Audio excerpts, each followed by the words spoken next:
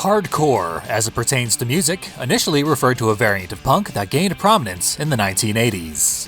Hardcore punk was faster and angrier than the already fast and angry punk bands of the 70s, and its practitioners scoffed at the mainstream commercial pursuits of their predecessors, opting instead to build the entire scene themselves. As a result, that scene was anti-capitalist at its very foundation, and the music often served as a vessel for the most extreme political viewpoints. But by the late 90s, popular genres that were influenced by hardcore, like pop-punk and emo, had begun to feed back into the style of music that had spawned them to create something entirely different, which was sometimes called metalcore or post-hardcore, but fans at the time usually just called it hardcore. It was, however, so abstracted from the hardcore punk of the 80s as to be unrecognizable. Most metalcore albums had sleek production values, courtesy of successful labels like Epitaph and Ferret Records, and they would frequently incorporate clean vocals and melodic guitars, making songs with absurdly long titles that almost always focused on the singer's personal life, rarely if ever directly addressing political issues. But now, in the year 2021, a band that has been on the cutting edge of this subgenre from its earliest days is bringing radical politics back to the forefront in their own brand of hardcore, and they're making it personal. Which fucking side are you on? When all the lights that were done are washed away in the blood.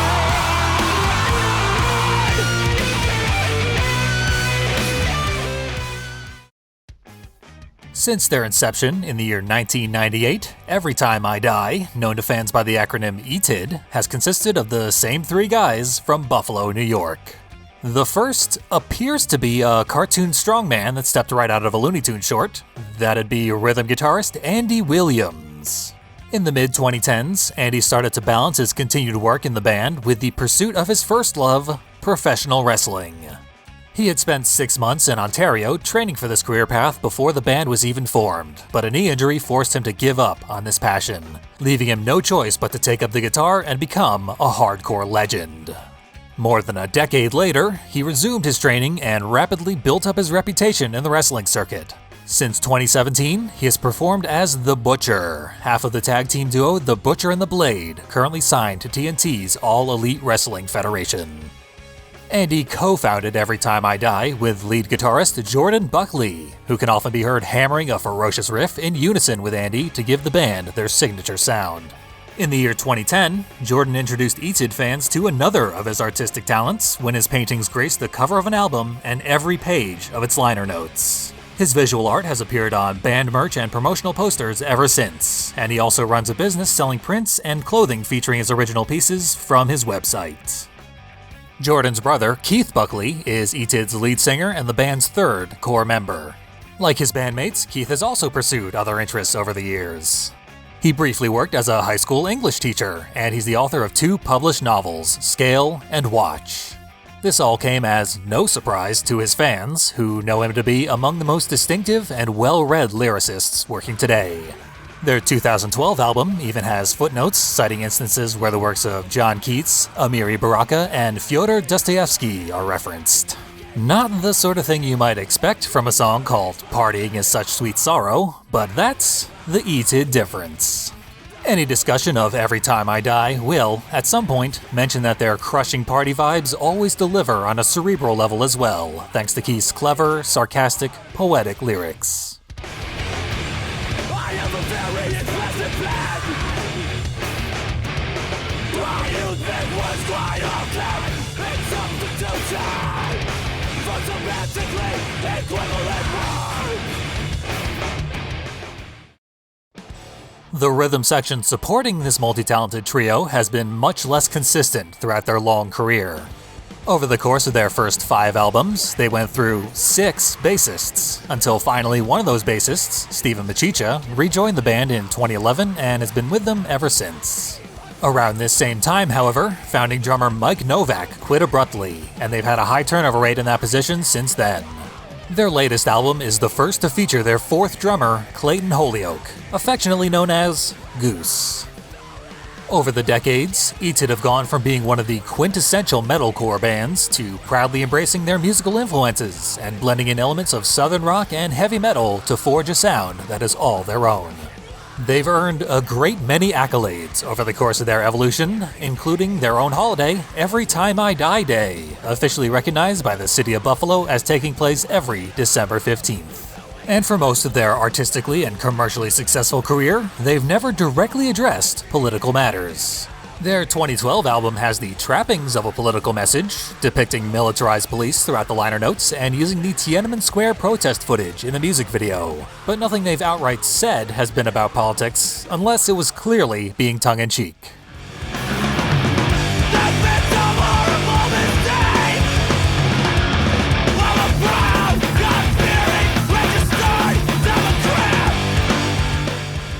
The first time Keith wrote unambiguously political lyrics was on ETID's 2016 release, Low Teens. The events that precipitated this album began in December of 2015, while Every Time I Die was on tour. Keith received word that his wife, who was pregnant with their first child, was suffering complications and had been hospitalized, so he immediately returned to Buffalo to be by her side. I'm happy to report that everything turned out okay for Keith, his wife, and their child, and all three are alive and well today. But for that entire winter, they spent many sleepless nights in hospitals, contemplating the possibility of a much less favorable outcome. Keith got back to writing soon after this medical emergency was resolved, and he would dedicate most of the next album to working through the trauma that resulted from this experience. But one song among these, titled Religion of Speed, stands out from the rest. For one thing, it's the longest ETID song to date, their first to ever exceed 5 minutes. Throughout this runtime, it clearly and repeatedly brings up themes of protests, civil unrest, and a unified demand for progress. The chorus declares that historically important change is achieved not through measured incrementalism, but by the shriek of riot, while other lyrics specifically reference one of the most legendary acts of peaceful protest for its uselessness.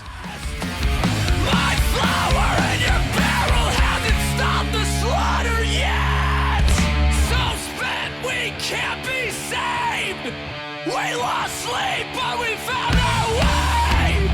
Sharpen your axe against the road. Don't hold out hope.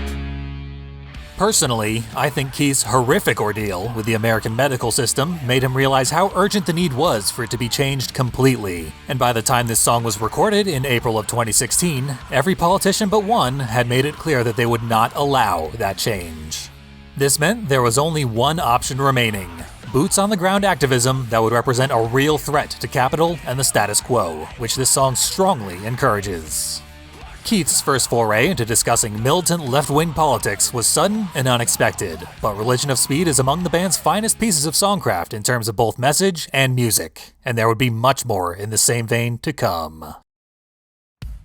Every Time I Die would wait nearly 3 years before they started writing a follow-up to Low Teens, the longest gap between albums of their entire career.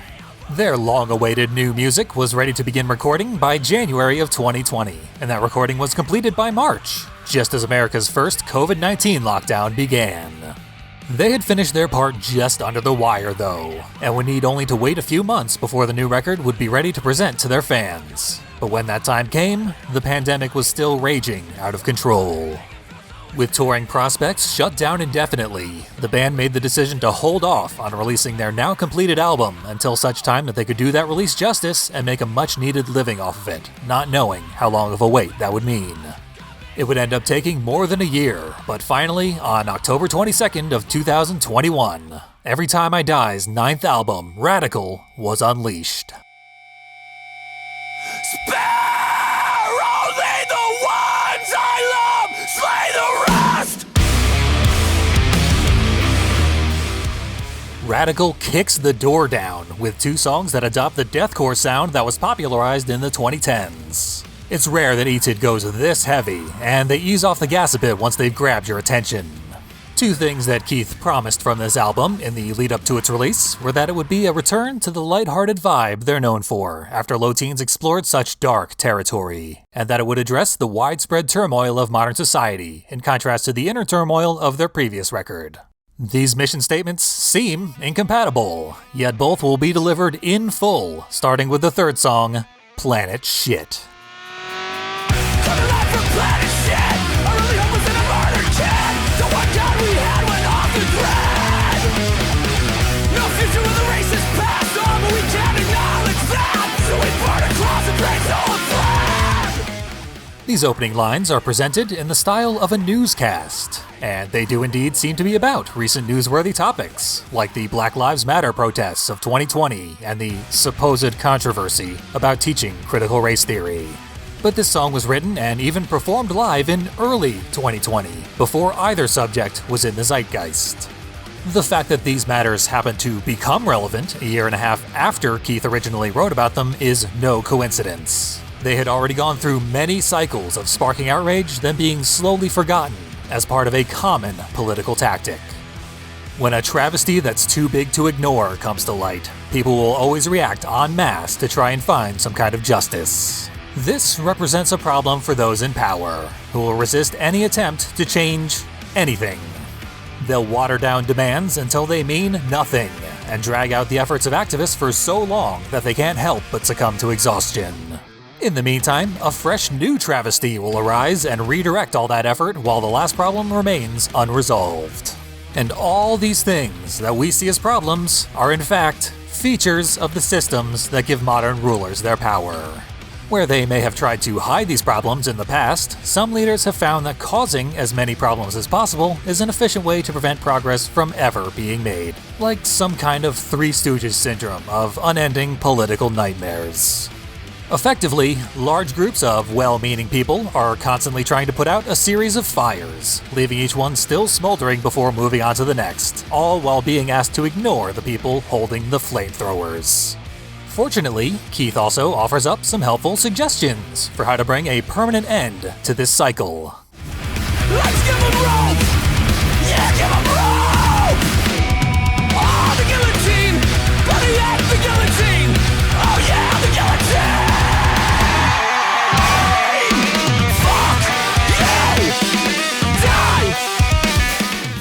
The album's title, Radical, is all about looking backward in order to move forward, channeling that 90s attitude where it was fun and cool to be a rebel into the extreme measures that will be required to save the future. This is gonna make Keith look like Nostradamus, when really he's just observing the countless unresolved issues that have been festering throughout American history and warning of their inevitable recurrence. The next song, Post-Boredom, seems at first glance like he's done it again, and foresaw the very pandemic that delayed the release of this album for so long. I've done it all wrong for so long, it feels okay. From up here, the parties and funerals, they look the same. When every morning after is the same day. A closer look at what's being said shows that this apparent prophecy is mere coincidence, however, and the song is actually talking about something entirely different. I did a terrible thing and somebody should do something about it. I'm haunted by an eternal return, I never should have allowed it. I broke my own heart, I'm trying to forgive myself. Post-Boredom reveals a secondary theme for the album, one that discusses guilt and regret, with hints toward a crumbling relationship. After reading through all the lyrics to this song, I was unsurprised to learn that Keith and his wife had separated in January of 2021. Several upcoming songs, like Hostile Architecture, Distress Rehearsal, and even the album closer, We Go Together, dig deeper into this theme, giving it just as much focus overall as the songs about politics. Although these apparent breakup songs won't be covered as thoroughly in this review, it's worth noting that these two subjects are interwoven, and their discussion always centers on the human experience of stressful circumstances, making them both very personal in nature. Planet Shit was all about people engaging with politics on a massive national scale, and the next two songs delve into the psychological impact current events can have on the individual. A Colossal Wreck and Desperate Pleasures were released together as a single in December of 2020, and their lyrics are meant to complement each other. The first part is about someone whose fury at modern circumstances has driven them to utter misanthropy and nihilism. They see the triumph of evil as inevitable and just want it all to end sooner rather than later. The response track shows someone who is similarly hopeless about their own circumstances, but tries their best to persevere for the benefit of others who may yet be saved. Keith has said that these represent two sides of the same reactionary coin, but I see them more as phases that one person may go through on their way to meaningful political engagement. The moment someone realizes just how bad the leadership of the world is, and always has been, is such a shock that doom seems unavoidable. But surviving for long enough with that understanding proves that although things are going to be harder than you could have ever imagined, there are good reasons to carry on. It's not so much a matter of optimism, or hope, or even duty to those you might help along the way. No, really, it's that sense of personal fulfillment you get from knowing that you're living a life that the people who ruin the world would rather you didn't.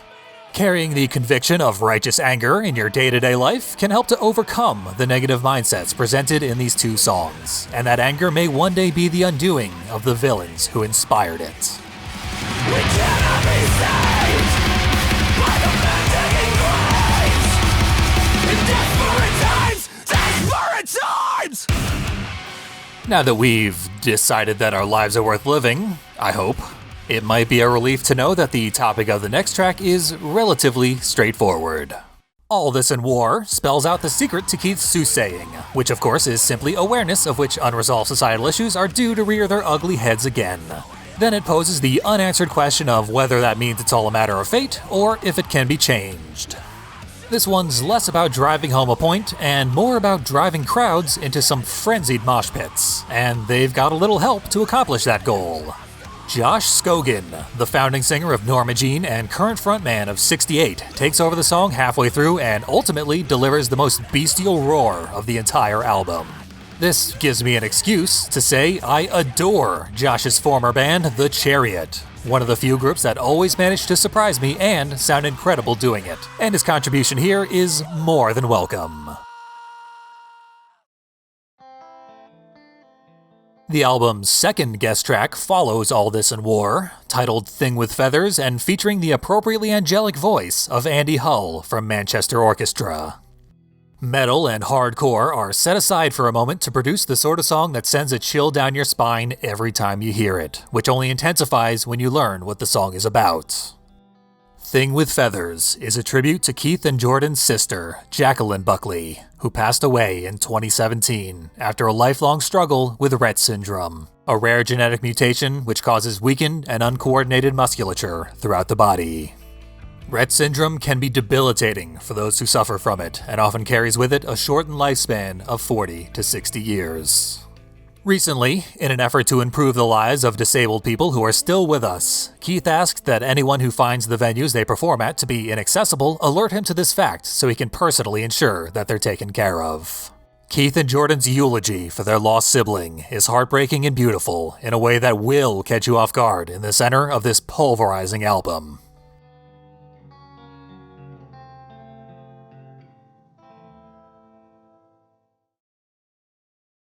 The back half of Radical is loaded with classic-style ETID tracks that longtime fans are going to eat up, but most of them aren't as showy or interesting as the songs we've already covered, which leaves the album a bit front-loaded. White Void provides a change of pace by being a bluesy rock song that seamlessly integrates breakdowns and harsh vocals. But that sort of thing is right in this band's wheelhouse. It's just a matter of changing up their usual ratio of hardcore to southern rock. But my favorite track on the album is still yet to come. Back when Planet Shit was debuted as a pre-release track, I knew the resulting album would be perfect for this review series, but I was still unprepared for just how perfect it would be until my first time hearing a song near the end called People Versus. When sophisticated are born with gold, all you want so you will never get it back. Your fight is now. Well-behaved, hold the grains. All we need to fight for something we already have. Us. From beginning to end, People Versus puts Keith's famous eloquence to work, discussing the most important struggle humankind currently faces, and perhaps has ever faced. It calls for unity on a massive scale, but the outright rejection of anyone who would stop a movement in its tracks just to ensure that it's playing by the rules set by the enemy. There are numerous direct attacks on those who value decorum over progress, stating unambiguously that actions which a ruling class might deem a tad impolite are not only valid, but necessary going forward. There's nothing coy about the radical political message presented in this song, and it's a thing of beauty. I couldn't agree more with every word of it, except for one part that requires some clarification. Never trust a man, never trust a man, never trust a man, not even at that. Don't believe a man, don't believe a man, don't believe a man, not even at that. His love is in love for this world. His love is in love for this world. This sentiment echoes one that was expressed all the way back in the first song. Start over, this time no God to less to women. These lyrics and others throughout Radical attempt to combat the toxic masculinity that permeates the general American landscape and especially the metal scene. They're delivered with the best of intentions. Keith's been known to take unapologetically aggressive stances like this one to weed out the undesirable elements from his fandom. But the declaration that women will solve everything can easily be weaponized against us. If all we ask for is more female leaders, then those in power will simply select women who are willing to perpetuate the broken and evil systems that are already in place. If any should try to uphold principles that challenge those systems, they will be corrupted into compliance, or in the very best case scenario, defanged to the point that their involvement can accomplish nothing. Many of the worst people who already hold positions of power are women, like Kristen Sinema, who proudly stands in the way of her own party, as they make half-hearted attempts to appease the voters that gave Democrats a supermajority in the first place. A matriarchy is not inherently any better than the patriarchy we have now. Identity politics have proven an effective way to give people what they ask for without giving them what they need. Every Time I Die has been one of the most reliable bands out there for decades. And despite bookending with that one flawed notion, Radical keeps their streak of excellent albums unbroken. The guitarists ooze the sort of confidence and style that can only be built up over so many years of working closely together. And the new drummer Goose is the best fit they've had in a long time, bringing subtle, dynamic touches to both the brutal and emotive sides of Etid. Keith's clean vocals hit soaring highs that are quite unlike anything we've ever heard from him before, making this an album that is worth the price of admission for the fun vibes and skilled musicianship alone. But if lyrics are a thing you're into, you'll find that they're so deep and thought-provoking that I've only scratched the surface with this video. In addition to the themes I've brought up, there are confessions about Keith's drug and alcohol abuse, which led to him getting sober in October of 2020. There's also numerous references to faith in a variety of contexts, a subject he's never broached before, suggesting he may even have recently found religion, or at least some form of spirituality. Much has changed for Keith in the 2 years since work on Radical began, and all that change may have some unfortunate ramifications for Every Time I Die. After waiting so long to get back on the road, their first tour since the beginning of the pandemic ended in disaster when Keith suddenly dropped out before the final 3 shows. He cited a need to focus on his mental health in preparation for the annual Tid the Season live event, but when the rest of the band announced their plans to finish the tour without him, he took to Twitter to explain that the reason for his poor mental health was his bandmates. He revealed that he had overheard his brother Jordan discussing the possibility of finding a permanent replacement singer, and felt that the band's statement on the matter was worded in such a way as to use Keith's own words against him to create a narrative that would justify his forthcoming replacement. He also alleged that the lifestyle changes that accompanied his sobriety had ostracized him from the rest of the band. Then Etid's opening act tested positive for COVID, and the remaining shows were cancelled anyway. Later that day, the band issued a statement that called Keith a crucial member and promised to hash out their dispute in private, and a week later, Tid the Season went off without a hitch.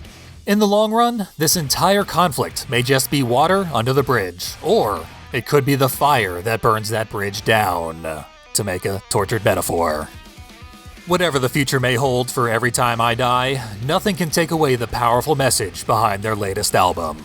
There are many great songs out there that highlight political issues for what they are, but what Radical does in its finest moments is far more rare. It celebrates the heroes that devote their time and effort to solving those issues at all costs, despite what they're told are insurmountable odds. Modern rulers put a lot of energy into convincing you not to worry about political issues except maybe the ones that affect you personally, which can't be changed anyway, so just accept your burden and get back to work. Turns out, a burden becomes lighter when shared. There is strength that comes with solidarity and compassion, and that strength is terrifying to those in power. So treat yourself to a back-to-back-to-back marathon of Religion of Speed, Planet Shit, and People Versus, and get yourself in the mindset to take the world back from its cruel oligarchs, once and for all. Compassion only conquers if we riot like it won't. If we rage like it ain't written in the stars or in the stone. Our gravity will pull us into gods. Our gravity will pull us into God of our own. An unstoppable force. Unstoppable force. Unstoppable force.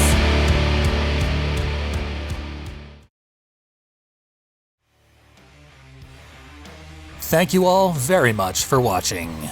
If you enjoyed this, you may also like my video about Nothing Face, another metal band who suddenly put out a very political album after they witnessed the American political landscape go directly to hell. Thing is, they did this back in 2003. More evidence that we're all stuck in a loop that we really need to break out of. Anyway, if you know someone who might enjoy this sort of video, please inform them. Word of mouth is the only way a tiny channel like this ever grows. And likes and comments are also a very big help.